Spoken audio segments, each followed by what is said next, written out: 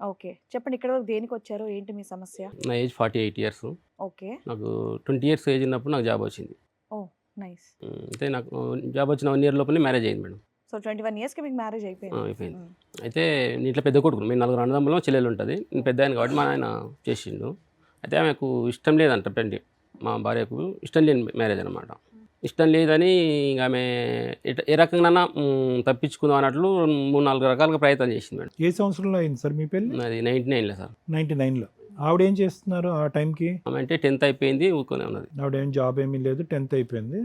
అంటే చిన్న ఆమె 15, 16 ఇయర్స్. ఏం లేదు 19 అట్లా 19, మీకు 21. 21. రైట్, చెప్పండి సార్. అయితే ఇంకా ఆమెకి ఇష్టం లేదు మ్యారేజ్ అంటే మేడం. పెళ్ళైన ఎంత కాలానికి తెలిసింది ఇష్టం? 2-3 నెలలకే 2-3 తెలిసిపోయింది. నెలలకు చెప్పింది, ఆమెనే చెప్పింది. ఆమె ఏంటంటే ఆమె విన వ్యతిరేక భావం వచ్చి నాకు నా అంతాలుగా నేను వద్దనుకునేటట్లు ప్రవర్తించింది. అసలు ఇష్టపడకపోవటానికి కారణం ఏంటి మీరు? ఏదో కారణం అంటే సేమ్ ఒకటే హైట్ ఉంటాం ఒకటి. ఆమె నాకన్నా హైటు సేమ్ ఒకటే హైట్ ఉంటాము. అంటే ఆవిడ పొడవుగా కావాలా? ఏమో ఎట్లా ఉన్నా మరి ఏమో ఆమె ఆలోచన అయితే తెలియదు సార్. అంతకన్నా ముందు అంటే ఇప్పుడు ఆవిడ శారీ కట్టుకొని అట్లా ఉంటే మీకంటే హైట్ గా ఉంటుందా? ఏముండదు, సేమ్ ఉంటుంది. అక్కలాగా అట్లా ఏమన్నా ఏముండదు, అనిపిస్తుందా? బక్క ఏమనిపించదు? ఉంటుంది మేడం. బక్క ఉంటుంది, చిన్న ఉంటుంది, బక్కనే మీకు ఉంటుంది. ఎంతమంది పిల్లలండి? నాకు 2 పిల్లలు మేడం. పాప బీటెక్ ఇప్పుడు మీ రీసెంట్గా ఇద్దరు కలిసి ఉన్నారా? ఏదైనా కలిసే ఉన్నాం. ఒక పాప అండి మీకు? పాప బీటెక్ రీసెంట్గా అయిపోయింది సార్, జాబ్ సర్చింగ్ ఉంది. పాప ఒక్కరితే?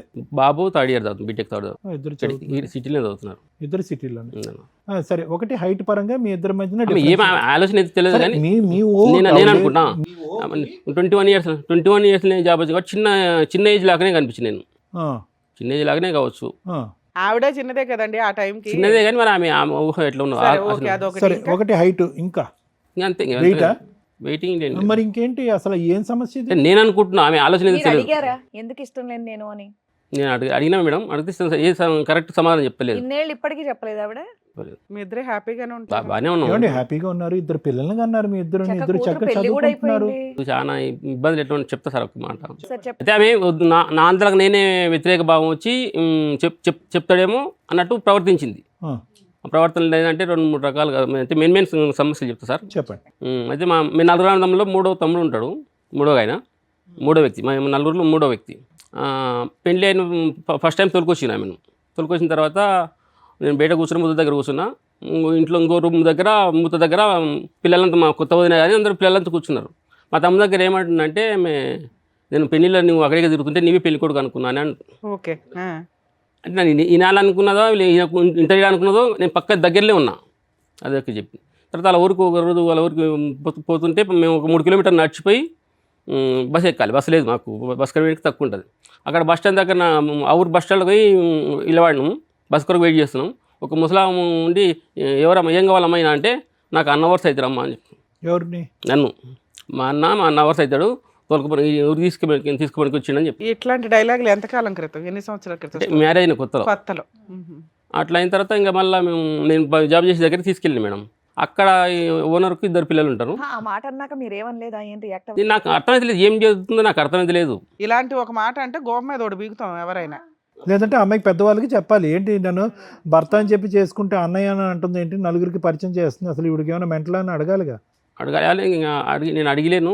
తర్వాత వాళ్ళ ఊరికి వెళ్ళినాము. సరిగ్గా అన్నం పెట్టడం కానీ నీళ్ళు చేయడం కానీ చేస్తలేదు. మా అమ్మ ఉండి వాళ్ళ ఫాదర్ ఉండి అన్నం పెట్టు బాబు కానీ అంటే ఈయనకుండా వాళ్ళ వదినకి చెప్పేది, నీవు పెట్టి వదిన అని.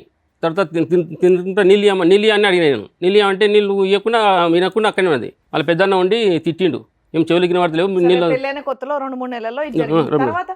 తర్వాత పెద్ద సమస్యలు ఏంటి? ఇంకా మేము పెన్న ప్లేస్ వర్కింగ్ ప్లేస్కి పోయినాం కదా సార్. అక్కడ ఇంటి ఓనర్ బాబుకు లైన్ వేస్తుంది. లైను? ఇదే ఏదో అప్పటికి పిల్లలు కాలేదు.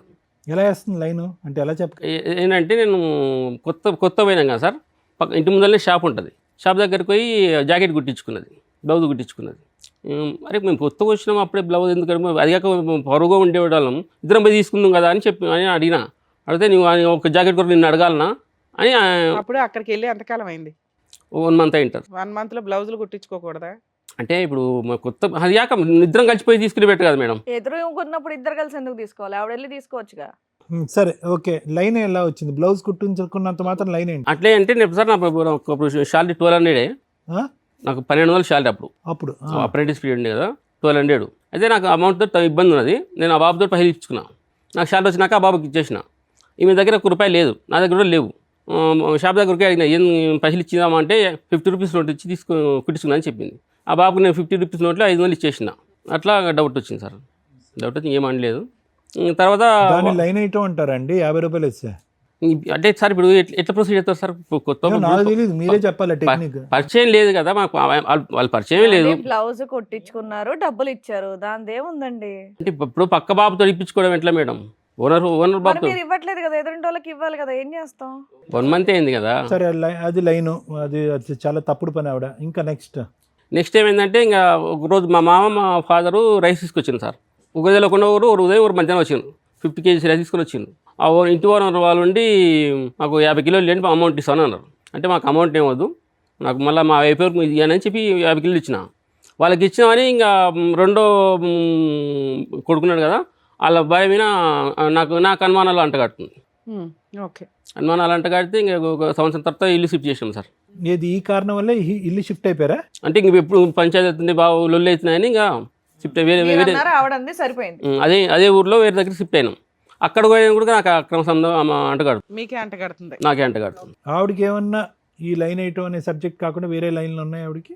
వేరే అంటే సార్ అంటే వేరే ఏమన్నా మీరు భయపడి అనుమానం పడే సమస్య? నాకు అటువంటి అనుమానం ఏం లేకున్నాయి సార్. మెషిన్ తప్ప ఇంకేమీ లేదు. ఓకే, సో మీకు మాత్రం ఆవిడ 2 ఇంకా ఏమైనా ఉన్నాయా మీ మీద లింకులు పెట్టినటువంటి? అదే అక్కడికి వెళ్ళాక అక్కడ షిఫ్ట్ అయినాక అక్కడ లింక్ పెట్టింది. ఓకే, మళ్ళీ నేను యాక్చువల్గా ఇంకా పిల్లలు పుట్టి పెద్దగైన దగ్గర అక్కడనే ఉన్నాం. అక్కడ ఏజెన్సీ అలవెన్స్ వస్తుంది, శాలరీ బాగుంది, మంచి ఊర్లో కూడా మంచి వాతావరణం, మంచి గౌరవిస్తున్నా అన్నట్టు ఉన్నాం అనుకున్నాం. అయినాక అక్కడ పోయినాక 6 నెలలకే మళ్ళీ ఇటువంటి మళ్ళీ ఇబ్బంది అయితే మళ్ళీ ఇక్కడ ట్రాన్స్ఫర్ అయినాం. వేరే దగ్గర ట్రాన్స్ఫర్ చేయించుకున్నాం, మా ఊరి దగ్గర ట్రాన్స్ఫర్ చేయించుకున్నాం. అక్కడికి వచ్చినాక అక్కడ ఒక నెలకే వేరే ఇంటి ఓనర్ వాళ్ళతో మళ్ళీ అక్రమ సంబంధాలు అన్నట్టు. మీకు అంటగట్టింది? నాకు అంటగట్టింది. ఇంటి ఓనర్ వల్ల బిడ్డతో అంటగట్టింది సార్. ఆ టైం తర్వాత పిల్లలు అయినారు. అప్పుడు పాప పుట్టింది. తర్వాత 2 years బాబు కూడా పుట్టిండు. సో తర్వాత అయితే కనుక మీరు బ్రదర్ లాగా అని ఎవరితో అయితే చెప్పలేదు? తర్వాత ఏం చెప్పలేదు. సంసారం చేసింది, పిల్లలు అన్నది అంతవరకు ఓకే, రైట్. ఓకే, ఆవిడైతే లైన్లోనే పడింది. మరి ఇంకేంటి ప్రాబ్లం తర్వాత? ఈయన అనుమానిస్తుంది? ఇప్పటికీ అనుమానిస్తుంది సార్, ఇప్పటికీ అనుమానిస్తుంది. ఇప్పుడు మేము కొంచెం ఫైనాన్స్ ఇబ్బందుల వల్ల ఇంటికి పోయినాం.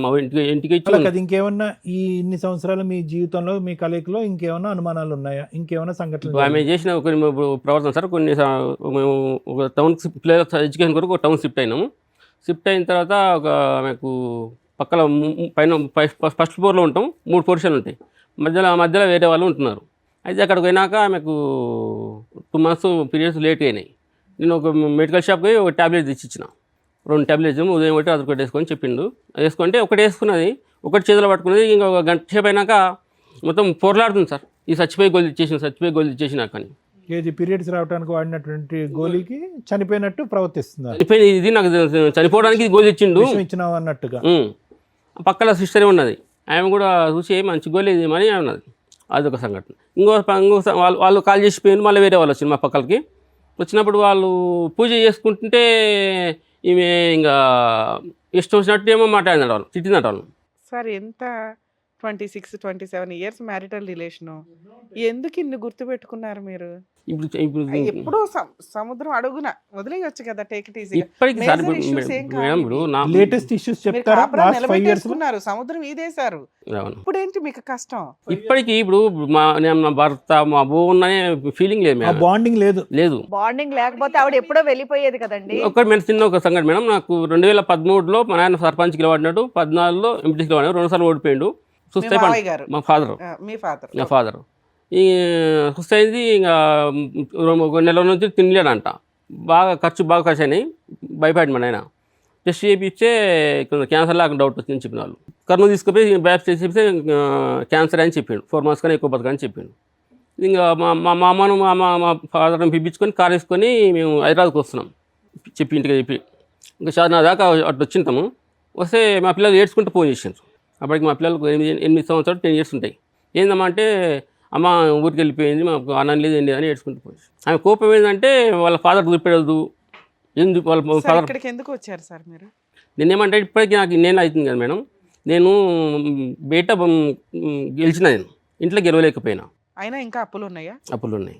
ఇల్లు ఏమన్నా కొన్నారా? ఇల్లు కట్టినాం, బిల్డర్ మోసం చేసి అమ్మేసినాం. బిల్డర్ మోసం చేసిండు. మీ ఆవిడకి కానీ పిల్లలకి కానీ గోల్డ్ అట్లా ఏమన్నా ఏం లేదు, నేను కొంచెం వేరే టౌన్కి పోయినాక షిఫ్ట్ అయినాక కొంచెం బ్యాడ్ సర్కిల్లో బ్యాడ్ కట్ అవన్నీ అలవాటు అయిన కొంచెం లాస్ అయినా బాగా. సో ఏ రకంగా చూసినా మీ డెసిషన్స్ వల్ల ఫైనాన్షియల్ లాస్. నాకు ఆవిడేమి లాస్ ఆమెకి లేదు. 2 అమ్మాయి పెళ్ళి అయిపోయిందా? కాలేదు, చదువుతుంది ఇప్పుడు. కాదు, ఇప్పుడు మీరు ఇక్కడికి వస్తున్నట్టు మీ భార్యకి తెలుసా? చెప్పే వచ్చాను. చెప్పే వచ్చారా? ఆవిడ కూడా వస్తానందా ఆవిడ? వస్తానందా? రానన్నది సార్. ఎందుకు? నేను రాను, మీరు చూసుకోపని అన్నది. నువ్వు ఏదైనా చూసుకో అంటే నాకేం ప్రాబ్లం లేదంటది. ఆవిడకి ఏం ప్రాబ్లం లేదు, మీకే ప్రాబ్లం ఉందంటారు. మీకేం ప్రాబ్లం అని ఆవిడ అనుకుంటుంది. అంతే, మొత్తం వాళ్ళ తమ్ముళ్ళకి పెడుతున్నారు పైసలు, వాళ్ళ చెల్లెలకి పెడుతున్నారు. మీరు పెడుతున్నారా? నేనే పెడుతున్నాను సార్. నేను మొత్తము నాకొకటికి నేను అప్పుల పాలైతే మా తమ్ముళ్ళే భూమి ఇచ్చింది. మీకు ఇంత అప్పుల పాలు అవడానికి కారణం ఏంటి? బిల్డింగ్ కట్టడం వల్ల ప్యాకెట్? రెండు ఎలక్షన్ ఫేస్ చేసినాం సార్. 2 లక్షలకి పెట్టుబడి పెట్టారు. మా ఫాదర్ చూస్తే కొంచెం హాస్పిటల్ తిరిగినాం. అదే రెండింటికి డబ్బులు బిల్డర్ కాడ పోయినాయి. బిల్డర్ పోయినాయి. బిల్డర్ తర్వాత ప్యాకెట్ ప్యాకెట్కి పోయింది. ఇందులో దేనికి ఎక్కువ పోయింది? ఇప్పటికీ దేనికి పోతుంది? ఇప్పటికీ కూడా వడ్డీలకే పోతున్నా సార్. వడ్డీలకి ఎక్కువ కడుతున్నాం. ఇంకా ఆపేశారా? బంద్ చేసిన 3 years అయితే బంద్ చేసినాం. ఇప్పుడు ఆమె ఇప్పటికీ ఆమె ఏమనుకుంటుంది? నేను చాలాసార్లు అడిగినా. ప్రాబ్లం మీ ఆవిడ కాదండి, నాకే ప్రాబ్లం మేడం. చేసిందంతా చేసింది. ఇప్పుడు ఆవిడదే ఇబ్బంది అయితే ఆవిడ ఎప్పుడో మిమ్మల్ని కాదని వెళ్ళిపోయేది. ఇంతకాలం మీతో కాపురం ఎందుకు ఇప్పటికీ ఆమె అనుమానాలు అంట కడుతుంది. పక్కన ఇప్పుడు మా తమ్ముని భార్యతో అంట కడుతుంది. ఈ వయసులో కూడా ఎందుకు కడుతుందండి? మీరు మరీ ఉన్నారు సార్. మీరు మాట్లాడింటే బాగుండదు, వచ్చింటే బాగుండు. కానీ అది మేడం, ఏది ఇప్పుడు మీ ఆవిడ మాట్లాడతారా? ఫోన్ చేస్తే మాట్లాడతారా? చెయ్యండి ఒకసారి చేసి. నా ఫోన్ ఎత్తకపోవచ్చు సార్. మీ ఫోన్ ఎత్తదా? నేను ఇక్కడ వస్తుందని చెప్పొచ్చిన కదా. సరే, ఇప్పుడు మీరు ఏం కోరుకుంటున్నారు? ఏం కోరుకున్నారంటే ఇప్పుడు ఆమె మనసులో ఏముంది, నన్ను నుంచి ఏం ఆశిస్తుంది? మొన్న రీసెంట్గా పిల్లల పండుగకి వచ్చింది సార్. సంక్రాంతి పండుగకి వచ్చినారు పిల్లలు. పండుగ రావడం ఏంటి? మా పిల్లలు ఇంటికి వచ్చినారు కదా. ఆ పిల్లలు నాన్న బూతులు మాట్లాడుతుంది. ఆ పిల్లల్ని పోకుండా నా దగ్గర తెంపి పోండి మీరు అని ఆ పిల్లల్ని అడ్డుపడింది. ఏం కావాలేమో అంటే ఇల్లు, ఇప్పుడు మేము ఊళ్ళో ఉంటున్నాం సార్. ఇక్కడ పోతే కొత్త ఇల్లు కావాలంట, కిరాయి. అంటే కొత్త ఇప్పుడు కన్స్ట్రక్షన్ కట్టిన ఇల్లు, ఎవరికి కిరాయి ఉన్న ఇల్లు కావాలంట. సో పిల్లల్ని కూడా తిడుతుంది. పిల్లల్ని నాన్న బూతులు తిడతా సార్. పిల్లలకి కూడా ఇష్టం లేదా తల్లి అంటే? నేను ఆడ ఉండలేకపోతే మా పాప హాస్టల్ ఉంచుకోమ్మా, మీ అమ్మని కూడా మీలాగా ఫీజు కడతా, అట్లా ప్రశాంతంగా ఉండదు అని చూసిన. మా పాప నేను ఉంచుకొని ఉన్నాను. బాబు దగ్గర ఉంచామని రూమ్ వెతికినాం, ఎక్కడ రూమ్ నచ్చలేదు సార్. ఇప్పుడు మీ వైఫ్ కాకుండా మీ పిల్లలిద్దరిలో కానీ మీ అమ్మా నాన్నలో కానీ ఎవరికి ఫోన్ చేస్తే మా పిల్లలు చెప్పినా సరే, మా చెల్లెలు చేసినా సరే సార్. మీ పిల్లలు ఎవరికి చేసినా ఎవరు చేసినా ఓకే, ఎవరు ఏంటి అని. మా చెల్లెలు చేసినా సరే. మా చెల్లెలు చెల్లి వద్దులేండి, మీ పిల్లలతో ఎవరో ఒకరితో మాట్లాడి. పాప పెద్దదా? పాప పెద్దది. పాప పెద్దదా? పాపకి చేద్దాం, చేయండి. ఒకసారి చేసి. కాలేజీలో హాస్టల్లో ఉంది కదా పాప? హాస్టల్ కాలేజ్ అయిపోయి ఉంటుంది కదా? అయిపోయింది. సరే, పక్కన ఎవరు లేకుండా ఉంటే కనుక మాట్లాడమని చెప్పండి. చేయండి సార్, మాట్లాడతాం. అమ్మా ఇక్కడ సార్ దగ్గరికి వచ్చిన ఒకసారి మాట్లాడమ్మా. తెలుసా పాపకి మీరు ఇక్కడికి వస్తున్నట్టు? నేను ఇక్కడ డాక్టర్ సార్ దగ్గరికి వచ్చిన, సుమన్ టీవీ దగ్గరికి. ఒకసారి మాట్లాడమ్మా. హలో, నమస్తే అమ్మా, నేను డాక్టర్ కళ్యాణ్ చక్రవర్తి. ఓకే, నమస్కారం. ఇది ఎక్కడంటే మన సుమన్ టీవీ పద్మవ్యూహం అనే కార్యక్రమం నుంచి మాట్లాడుతున్నాం. నాన్నగారు ఇక్కడికి వచ్చారు. ఓకే, డాడీ ఒక్కలే వచ్చారమ్మా. ఓకే, ఏంటమ్మా మమ్మీ డాడీకి మధ్యన ఉన్న ఇష్యూస్ ఏంటి? అంటే లైక్ ఫ్యామిలీ ప్రాబ్లమ్స్. అంటే ఎటువంటి అమ్మా? అంటే డాడీ ఏమంటున్నారంటే మమ్మీ రెస్పెక్ట్ ఇవ్వదు, సరిగ్గా బాండ్ అవ్వదు, పిల్లలుగా మిమ్మల్ని కూడా సరిగ్గా ట్రీట్ చేయదు. అట్లానే కాదు కానీ ఓకే, లైక్ ఈ మధ్య ఎక్కువ ఇష్యూస్ అవుతున్నాయి. లైక్ మా డాడీ ఎక్కువ అంటే డ్రింకింగ్ కి అలవాటు అయిండు, మమ్మీని కొట్టడం. అంటే మా మమ్మీ కూడా కొంచెం మార్నింగ్ అంటే బ్రేక్ఫాస్ట్ చేయకపోవడం అట్లా. మమ్మీ సస్పెక్ట్స్ డాడీ అమ్మ. అంటే డాడీ క్యారెక్టర్ మీద అమ్మకి ఏమైనా అనుమానం ఉందా? అట్లాంటివి ఏం లేదు. ఏం లేదు. కాకపోతే డాడీ ఎప్పుడు వాళ్ళ ఫ్యామిలీకి ఇట్లా ఇంపార్టెన్స్ ఇస్తారు. ఓకే, ఇంపార్టెన్స్ అన్ని కూడా కాదు, మనీ ఇస్తారు. తెలియకుండా ఇవ్వడం, ఏం చెప్పకుండా చేయడం అట్లాంటిది. డ్రింకింగ్ ఎప్పటి నుంచి అలవాటు ఉందమ్మా డాడీకి? అంటే మేము చూస్తుంది అయితే లైక్ 2-3 years అనుకుంటా. 2-3 years బట్టి ఎక్కువైందా? ఇప్పుడు కూడా షివరింగ్ వస్తుంది, చెమటలు పడుతున్నారు. రోజు ఈవినింగ్ తాగుతారా లేదంటే ఎప్పుడైనా? హాస్టల్లో ఉంటాం కదా, మీకు తెలీదు. ఓకే, మీకు తెలిసినంత వరకు చెప్పండి అమ్మా. అమ్మ కంప్లైంట్ ఏం చెప్తుంది? డాడీ తాగుతున్నాడు అనే కంప్లైంట్ చెప్తుందా అమ్మ? చెప్తుంది, లైక్ ఈవినింగ్ అని. అమ్మ మీద మీకు ఉండేటటువంటి ఇష్యూస్ ఏంటమ్మా? అమ్మ ఎలా ఉంటే కనుక డాడీ మమ్మీ హ్యాపీగా ఉంటారు? మమ్మీ ఇష్యూస్ అంటే లైక్ అంటే ఎక్కువ గులుగుకుంటూ ఉండడం, తనలో తను మాట్లాడుకుంటూ వెనక్కి బ్యాక్గ్రౌండ్లో మాట్లాడుకుంటూ ఉంటుంది. తిడుతూ ఉంటుంది. ఓకే. ఇంకమ్మా లైక్ అవే ఉంటుంది మ్యాథ్స్. అంటే డాడీ ప్రాబ్లం ఏంటంటే అమ్మా మెయిన్గా అమ్మ దగ్గర నుంచి ఎప్పుడు కూడా ఆ బాండ్, ఆ ప్రేమ ఆప్యాయత అనేది రాలేదు. నెంబర్ 1. నెంబర్ 2 ఏంటంటే ఎప్పుడు ఒక హస్బెండ్గా రెస్పెక్ట్ రాలేదు ఎప్పుడు పెళ్ళైనప్పటి నుంచి 98 నుంచి. సో అది డాడీ అనేటటువంటిది. మీకు తెలిసినంత వరకు మీరు ఇప్పుడు కాకపోయినా మీ స్కూల్ డేస్లో అమ్మ నాన్న మీ ఎదురుగుంటా ఉన్నప్పుడు మమ్మీ డాడీ ఇప్పుడు మంచిగా ఉంది. మంచిగానే ఉండేవారు. అప్పుడు అంటే అమ్మ రెస్పెక్ట్ ఇచ్చేది, నాన్న కూడా మంచిగానే ఉండేవాడు. అంటే లాస్ట్ టూ ఇయర్స్ నుంచి అంటే సరిగ్గా ఉండలేదు. లాస్ట్ 2 ఇయర్స్ బట్టి ఏం జరిగి ఉండొచ్చు అమ్మ? లాస్ట్ 2 ఇయర్స్ బట్టి వీళ్ళిద్దరి మధ్యన ఈ రిలేషన్షిప్ ఇలా డిటీరేట్ అవడానికి? అంటే నేను చూసినైతే లైక్ మా డాడీకి అప్పులు ఎక్కువ అవ్వడం, వచ్చి అప్పుల ఇంటికి రావడం, అది ఒకటి. ఎలా అయినాయి అమ్మ డాడీకి ఫైనాన్సెస్ అప్పులు ఎలా అయినాయి అమ్మ?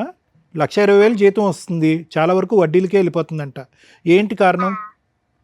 అంటే మాకు ఎలా అయినది మాకైతే తెలియదు. అంటే సుమారుగా చెప్పమ్మా మీరు. అంటే ఏమన్నా ఉండొచ్చు. ఎలక్షన్స్ పెట్టుబడి పెట్టారు, ఓకే, 2 ఎలక్షన్స్ ఓడిపోయారు, ఓకే, అది వస్తా. ఇంకేమైనా అలవాట్లు ఉన్నాయి డాడీకి డ్రింకింగ్ కాకుండా? ఖర్చు అయ్యే అలవాట్లు ఇంకా అట్లాంటివి ఏం లేవు. ఇంకా వేరేవైతే హ్యాబిట్స్ ఏం లేవు. ఫ్రెండ్స్ ద్వారానే డ్రింకింగ్. కాదు, గ్యాంబ్లింగ్ ఆడేవారు, అదే ఈ ప్యాకెట్ ఆడేవారు అనేది ఒకటి చెప్పారు. తర్వాత బిల్డింగ్ విషయంలో మోసపోయారు. తెలియదు.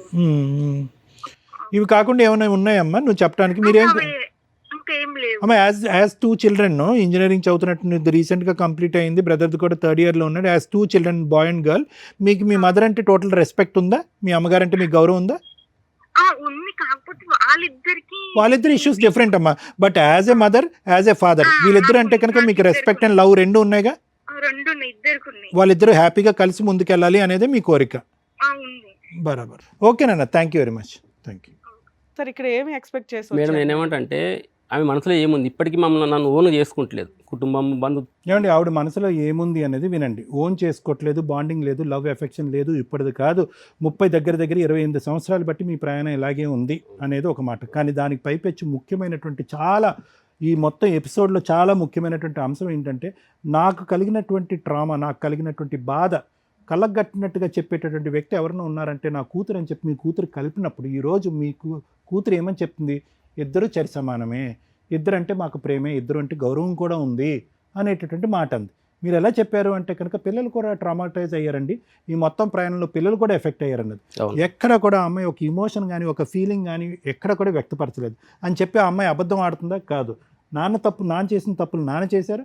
అమ్మ వెనకాతల నుంచి సనుక్కోవటం, నసుక్కోవటం, ఇటువంటి వాతావరణాన్ని అమ్మ క్రియేట్ చేయడం వల్ల ఈ మధ్యకాలంలో 2 ఇయర్స్ బట్టి డాడీ యొక్క డ్రింకింగ్ ఎక్కువయ్యి, ఫైనాన్షియల్ ప్రాబ్లం వల్ల, అప్పుల వల్ల, లేదంటే భార్య చేసేటటువంటి ట్రీట్మెంట్ వల్ల నాకు తెలియదు కానీ డ్రింక్ ఎక్కువయ్యి అమ్మను కొట్టే పరిస్థితికి కూడా వచ్చాడు అని పాప చెప్పింది.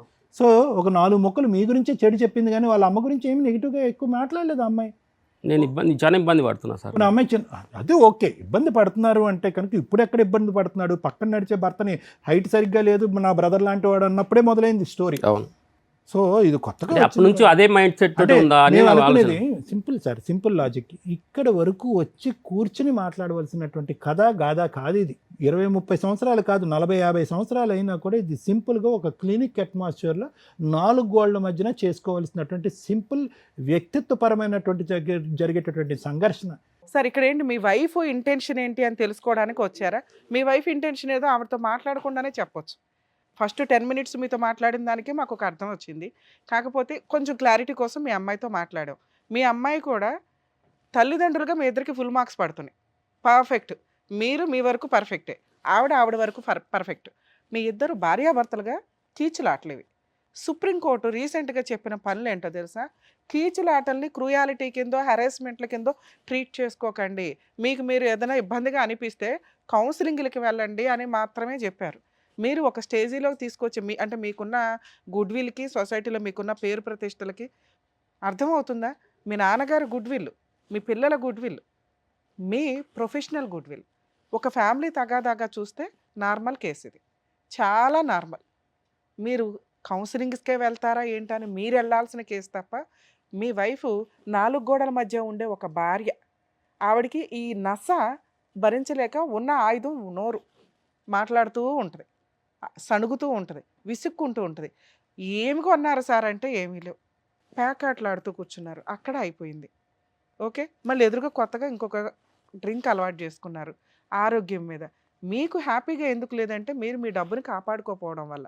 ఇన్ కేస్ మీరు డబ్బుని కాపాడుకొని ఇంట్లో ఎవరికి ఏంటి అని బాధ్యతలు నిర్వహించుంటే మీ ఆవిడ కూడా హ్యాపీగా ఉండేది. ఏమి ఎక్స్‌పెక్ట్ చేస్తుంది మీ దగ్గర నుంచి? ఏమీ లేవు. మీ వల్ల ఆవిడకి కొంచెం కూడా సుఖం లేదు. అమౌంట్ లాస్ అయింది 5-6 సంవత్సరాల నుంచి మేడం. అంతకుముందు బానే ఉన్నారని మీ అమ్మాయే చెప్తుంది. మీ అమ్మాయి ఏం చెప్పిందో తెలుసా? 2, 3 ఇయర్స్ నుంచే మా ఇంట్లో గొడవలు. ఈరోజు ఎలా ఉంది అంటే ప్రపంచంలో ఎవరికీ కూడా మళ్ళీ బాధ అర్థం కానటువంటి పరిస్థితిలోకి వెళ్ళిందన్నట్టు మీరు అనుకుంటున్నారు. ఎందుకంటే పాప చూస్తే ఏమీ లేదండి 2 ఇయర్స్ బట్టి అంటుంది. ఇక్కడ మా వరకు వస్తే కనుక 4 గోళ్ల మధ్యన పెట్టుకోవాల్సినటువంటి పంచాయతీ ఇక్కడ పబ్లిక్గా చేయవలసిన అవసరం లేదని మేము అంటున్నాం. ఇక్కడ సింపుల్ లాజిక్ ఏంటంటే మీది ఒక పర్సనాలిటీ, ఆవిడ ఒక పర్సనాలిటీ. మీరు ఆల్రెడీ 28 ఇయర్స్ పాటు సముద్రాన్ని ఈదేసి పిల్లల్ని ఈ స్థాయి వరకు తీసుకొచ్చి గట్టిగా మాట్లాడితే ఇంకో 2 ఇయర్స్లో ఆడపిల్ల పెళ్ళి అయిపోతుంది. ఒక్కసారి లోతుగా ఆలోచించండి. ఇది సింపుల్గా ఒక్కటే 2 వ్యక్తిత్వాలు 28 సంవత్సరాలు ప్రయాణం చేశారు. ఏంటిది? మిస్ మ్యాచ్ ఆఫ్ పర్సనాలిటీస్ అంటారు. మీ ఇద్దరి యొక్క పర్సనాలిటీ ఏంటంటే పిల్లి ఎలక పిల్లి ఎలక పిల్లి ఎలక. ఇక్కడ ఏమి ఘోరాలు జరగవు, నేరాలు జరగవు, అఘాయిత్యాలు ఏమీ జరగవు. ఆవిడ ఒక టైప్ అయితే మీరు ఒక టైపు. దీనికి ఇప్పుడు వరకు 28 ఇయర్స్ బట్టి ఎలా వచ్చారు? ఏమి సుఖ సంతోషాలు ఆనందదాయకమైనటువంటి క్షణాలు లేకుండానే ప్రయాణం చేశారా? ఏమీ లేకుండానే ఇద్దరు పిల్లల్ని కనేసారా? సో మీరేంటంటే 75% అడ్జస్ట్మెంట్ అవుతూనే మిగతా 25% గొడవలు అవుతున్నాయి. ఆ 25% గొడవలు మీరు వచ్చి ఇక్కడ కూర్చుంటున్నారు. ఆవిడేమంటుంది? నేను 75% అడ్జస్ట్ అయిపోయాను కదా, ఆ 25% గురించి ఆ వేదిక మీదకి వచ్చి నేను ఎందుకు మాట్లాడాలి? I have adjusted like this అంటుంది. సో ఇక్కడ ఏమైందంటే 2 మిస్ మ్యాచ్ ఆఫ్ పర్సనాలిటీస్ని ఒకరు అడ్జస్ట్ అయ్యారు, ఒకరు అడ్జస్ట్ అవ్వలేకపోయారు. మీ అడ్జస్ట్మెంట్ అవ్వకపోవటాన్ని ఈరోజు ఇంకో విషయం తాగుతున్నారు మీరు. దానివల్ల ఏమవుతుందంటే ఇంకా మిస్ అడ్జస్ట్మెంటే జరుగుతుంది కానీ కొత్తగా అడ్జస్ట్మెంట్ అవ్వదు. మీరు తాగుతారు, తాగిన మత్తులో గతాన్ని తవ్వుతారు, పాత జ్ఞాపకాలన్నీ తీసుకొస్తారు. నీ వ్యవహారం అలాగా, నీ వ్యవహారం ఇది అని చెప్తారు. పాత గాయాన్ని అంతా రేగ్గొడతారు, మొత్తం అంతా మొదటికి వస్తుంది. సో ఆవిడ అడ్జస్ట్ అవ్వగలిగినటువంటి ఈ వాతావరణం ఇక్కడికి రాకుండా మాట్లాడలేనటువంటి పరిస్థితి, పిల్లలిద్దరికి కూడా కనిపించినటువంటి వాతావరణం, మీరు ఎందుకు అడ్జస్ట్ అవ్వలేకపోతున్నారు? ఇది మ్యారిటల్ కౌన్సిలింగా, భార్యాభర్తలకు సంబంధించినటువంటి కౌన్సిలింగా? ఇందాక నేను ఎక్కడైతే ఆపానో అక్కడి నుంచి కంటిన్యూ చేస్తున్నాను మల్లయ్య గారు. కొత్తగా ఏం విషయం చెప్పాలనుకోవట్లేదు నేను. ఇక్కడ ఆవిడ ప్రయాణం ఆవిడ డిసైడ్ చేసుకుంది గురుగారు, ఓకేనా? ఆవిడ ప్రయాణం ఆవిడ డిసైడ్ చేసుకుంది, ఇలా బ్రతికేస్తాను, ఓకే. మీ ఇద్దరి మధ్యన ఎంత మానసిక కలయిక, శారీరకపరమైనటువంటి కలయిక, అది ఎప్పుడు ఎండిపోయిందో అనేది చాలా పర్సనల్ ఇష్యూ, అది ఇక్కడ మాట్లాడవలసినటువంటి అవసరం లేదు. మీరేదైతే కనుక మ్యారేజ్ నుంచి ఆశిస్తున్నారో, ఏవైతే రాలేదు అని నిరాశ పడుతున్నారో, ఆ నిరాశ మీకు మానసికంగా ఉంది. అట్ ద సేమ్ టైం ఈ పెళ్ళిలోంచి వచ్చినటువంటి పాజిటివ్ థింగ్స్ కూడా ఒకసారి ఆలోచించుకోండి. నేనే కాదు, 2 తెలుగు రాష్ట్రాల్లో ఏ సైకాట్రిస్ట్, సైకాలజిస్ట్ దగ్గరికి వెళ్ళినా కూడా ప్రధానంగా ఇదే చెప్తారు. 28 ఇయర్స్ పాటు జరిగినటువంటి ప్రయాణంలో ఏమీ లేకుండా, ఆవిడేమీ చేయకుండా, ఆవిడేమీ ఇవ్వకుండా, ఆవిడేమీ కనికరించకుండా, ఆవిడేమీ ఆప్యాయతలు ప్రేమలు పంచిపెట్టకుండా ఈరోజు మీ ప్రయాణం ఇక్కడి వరకు జరిగిందంటే కనుక మీరేంటంటే కనుక ఒక 10-12 సంఘటనలు లేదంటే ఒక 25 సంఘటనలు రాసేసుకున్నారు, మనసులో రాసేసుకున్నారు, పుస్తకంలో రాసేసుకున్నారు, మానసికంగా రాసేసుకుని మొత్తం ఈ 28 ఇయర్స్ పాటు జరిగినటువంటి సంఘటనల పరిస్థితులన్నీ కూడా ఆ 25 సంఘటనలు చుట్టూరే తిప్పుతున్నారు. కానీ దానికి మించినటువంటి మంచి ప్రపంచం కూడా ఉంది అనేది కొంతవరకు మీ భార్యకు కనిపిస్తుంది, నీ కూతురికి కనిపిస్తుంది, మీ కొడుకు కనిపిస్తుంది. సో మీరు ఎక్కడో మానసికంగా ఒక వెలితి అనేది వచ్చింది. ముఖ్యంగా ముందుగానే నేను చెప్తాను, మీకు కానీ ఆవిడకి కానీ ఎటువంటి మానసిక సమస్యలు లేవు. There are no psychological problems and we don't have to be discussing about it's a basic adjustment disorder. Adjustment అంటే మీకు మీరుగా, ఆవిడగా, మీ పరిధిలోకి ఆవిడ రాలేదు, ఆవిడ పరిధిలోకి మీరు వెళ్ళలేదు. ఆవిడ ఏమనుకుంది?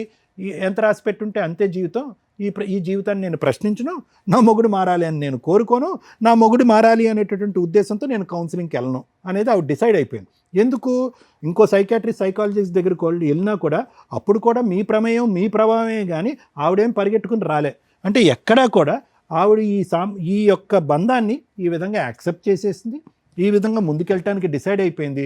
ఎటొచ్చి ఏంటంటే మీరు ఉన్నటువంటి ఆ కొన్ని సంఘటనల్ని స్మరించుకుంటూ మానసికంగా ఇబ్బంది పడుతూ, నా జీవితంలో నేను ఏదో కోరుకున్నాను అది రాలేదు, ఎక్కడ అడుగు పెట్టినా నాకు ఓటమే ఫాలో అవుతుంది అనేటటువంటి బాధను దిగుమించుకోవటానికి ఈరోజు కొత్తగా ఒక అలవాటు చేసుకున్నారు. అది అగ్గిలం మీద గుగ్గిలమై ఉన్న వాతావరణాన్ని పాడు చేసి ఆఖరికి మీ అమ్మాయి మీ గురించి ఏమైనా వాళ్ళ అమ్మ గురించి ఏమైనా చెప్తుంది అని అనుకుంటే, లేదండి మా నాన్న కొడుతున్నాడు అని చెప్పి. సో ఇక అంటే ఏంటంటే ఆవిడ ఇంకా ముందుకొచ్చి ఈ పరిస్థితిని చక్కదిద్దుకోవటానికి ఆవిడ మనసులో మీ మీద ఎటువంటి అభిప్రాయం ఉందనేటటువంటిది ఏవో కొత్త కొత్త అంశాలు వచ్చి చెప్తుందని అనుకోవాల్సినటువంటి అవసరం లేదండి. ఆవిడ అడ్జస్ట్ అయిపోయింది, ట్యూన్ అయిపోయింది, ఇదే జీవితారా అని చెప్పి ముందుకు వెళ్ళిపోతుంది. కాబట్టి చాలా ముఖ్యమైన అంశం మేడం.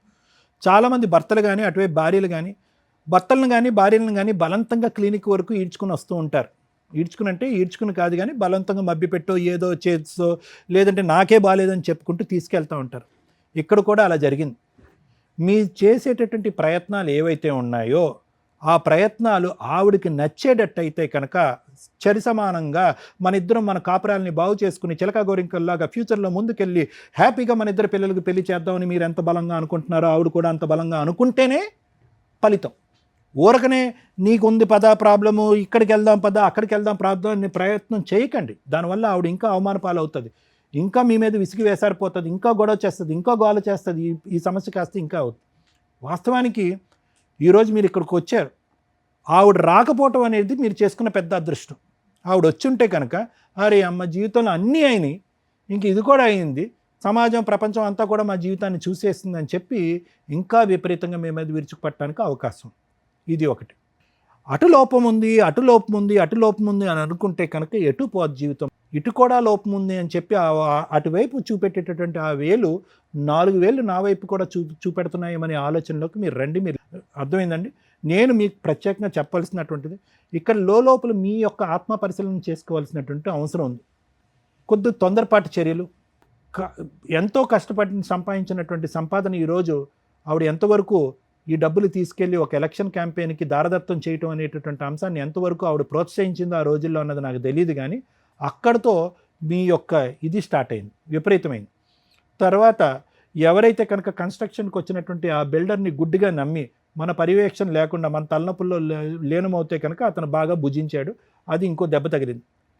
మూడో అంశం ఏది, ఏవేవో తలనొప్పులు ఉన్నాయంటే ఆ తలనొప్పులన్నీ తీసి పక్కన పెట్టి ఈరోజు మీరు ఎక్కడికో పోయి ప్యాకెట్ పట్టి, అది పెద్ద వ్యసనమా చిన్న వ్యసనమా, 100 రూపాయలు పోయినాయి, 1000 రూపాయలు పోయినాయి, కానీ ఆల్రెడీ పుండు ఉంది, పుండు మీద మనం కారం చల్లాం, దాంతో ఆవిడకి ఇంకా నమ్మకం పోయింది. అంటే ఇవన్నిటిని మనం ఏమంటామంటే ఫైనాన్షియల్ మిస్మేనేజ్మెంట్ అని అంటాం. అరే మా ఆయన పగలనక సాయంత్రం అంతా ఖర్చు పెట్టుకుంటున్నాడు, 1,20,000 కొరకు సంపాదిస్తున్నాడు. సరే ఎంత సంపాదిస్తున్నారు అనేది పక్కన పెట్టండి. ఓకే, సంపాదించినటువంటి మొత్తంలో పిల్లల సంతోషానికో సుఖానికో ఏమీ లేకుండా వచ్చింది కాస్త వడ్డీలకే పోతూ ఉంటే కనుక ఆవిడ మానసిక పరిస్థితి ఏంటి?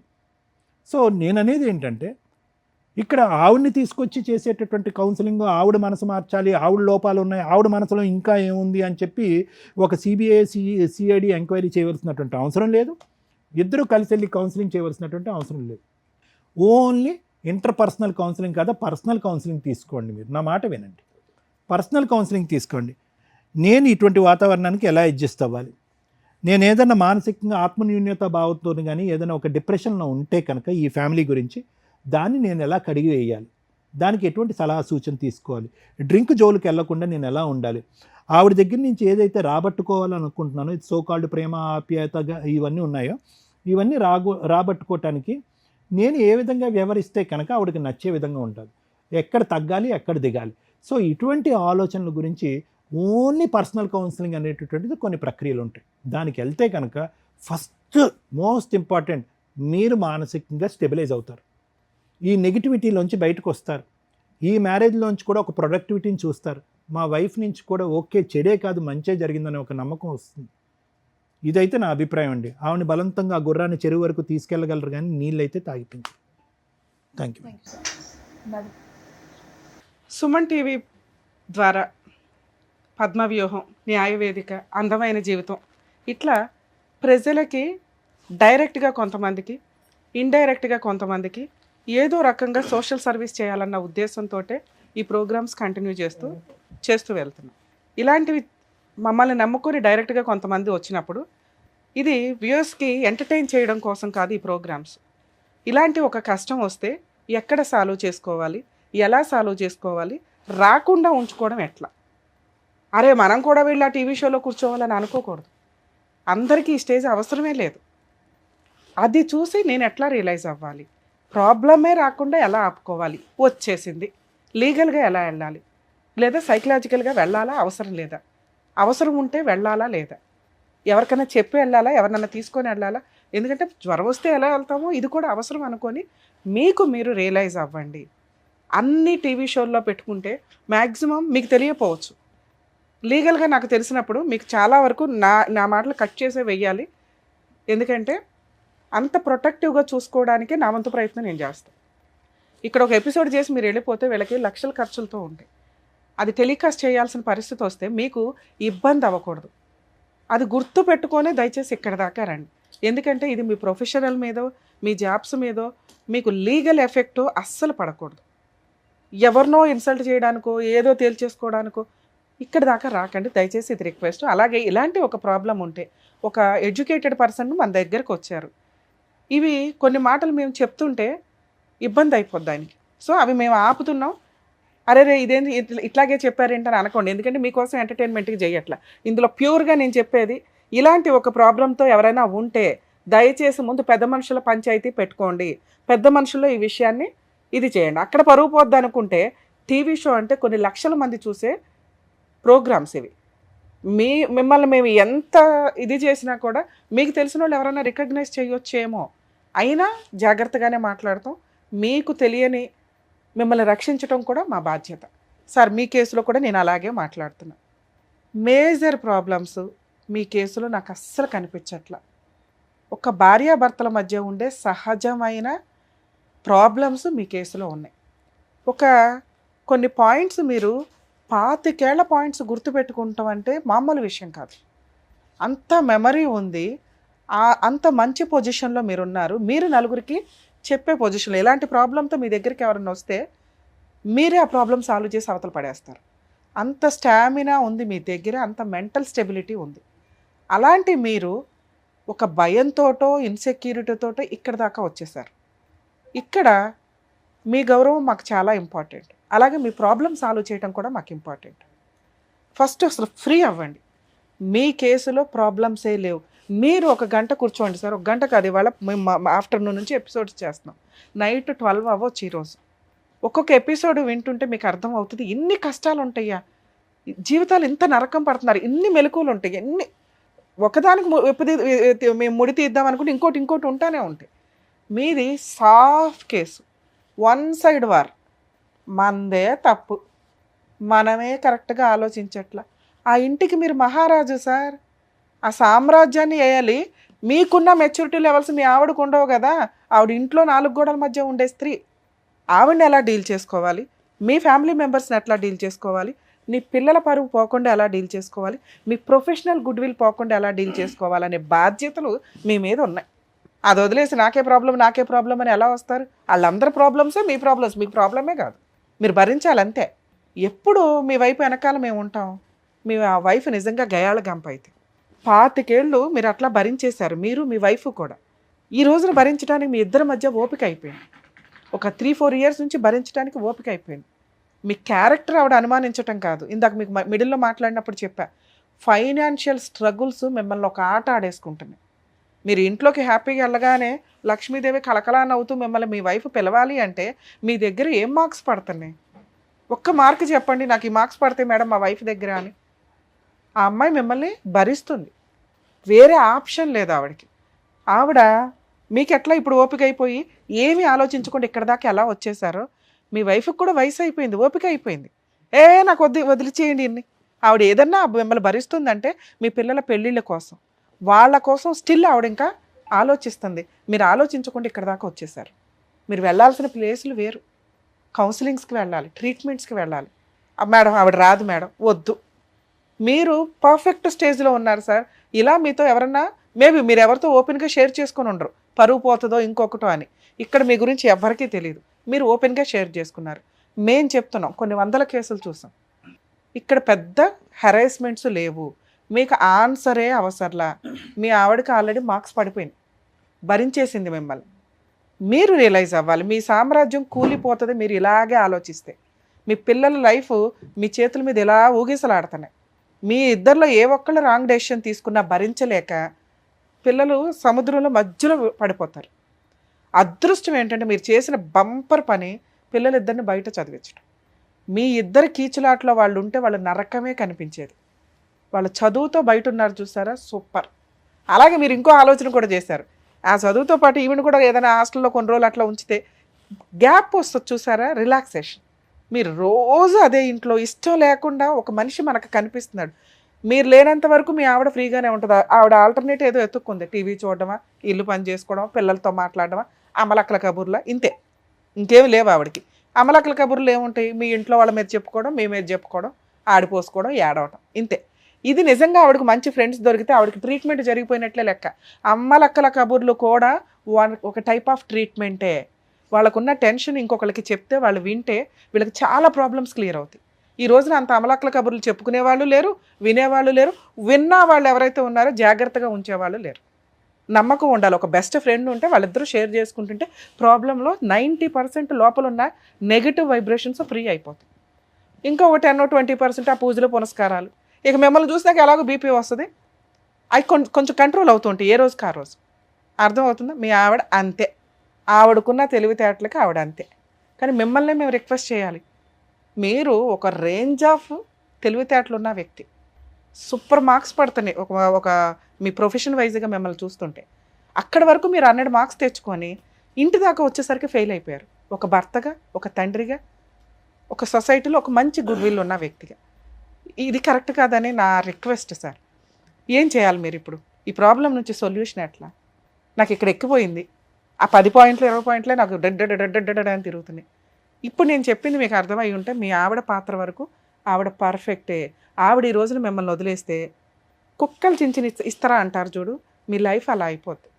ఆవిడ అవన్నీ కుట్టి పెట్టింది.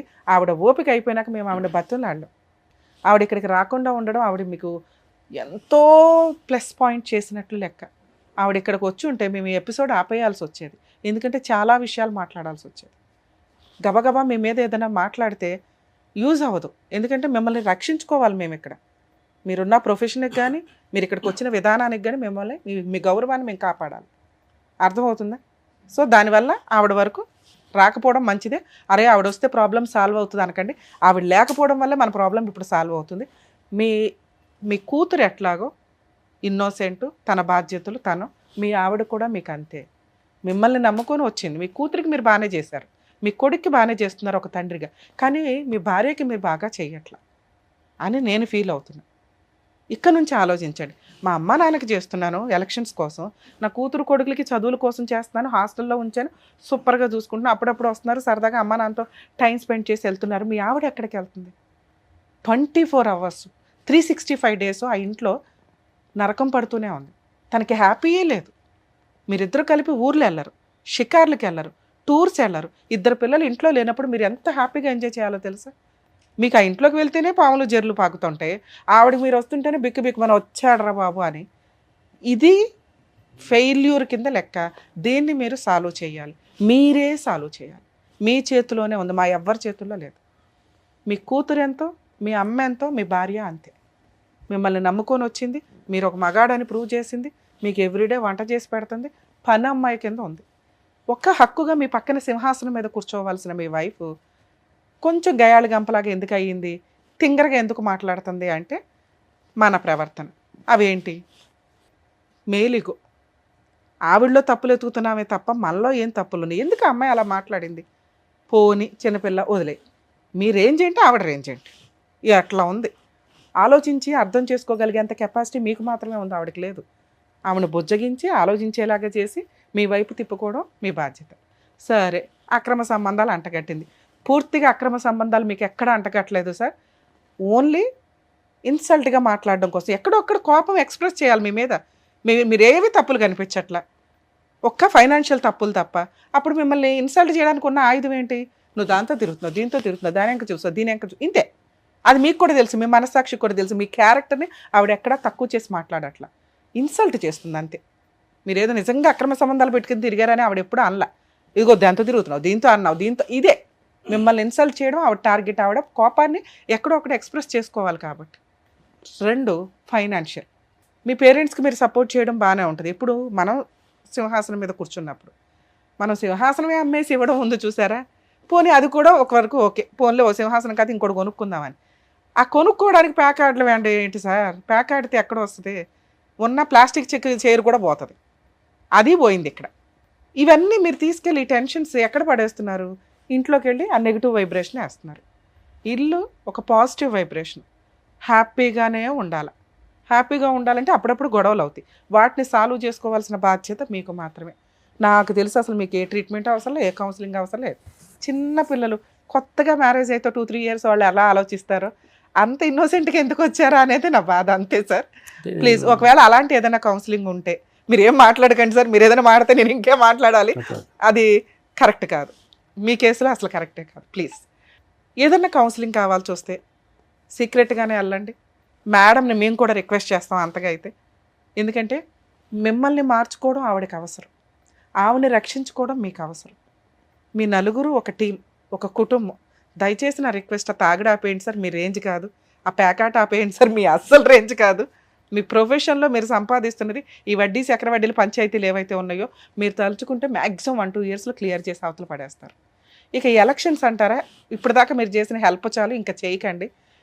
ముందు మన కొండ నిండు ఉంటే మిగతా వాళ్ళకి ఎక్స్ట్రా చేయొచ్చు, కొండ ఖాళీగా ఉంది. అర్థమైందా సార్? Please, thank you. ఆయనకు కావాల్సినటువంటి ఆన్సర్ ఇచ్చినందుకు thank you so much sir. Thank you so Thank you, much madam. Madam. మరో కథతో మళ్ళీ కలుద్దాం.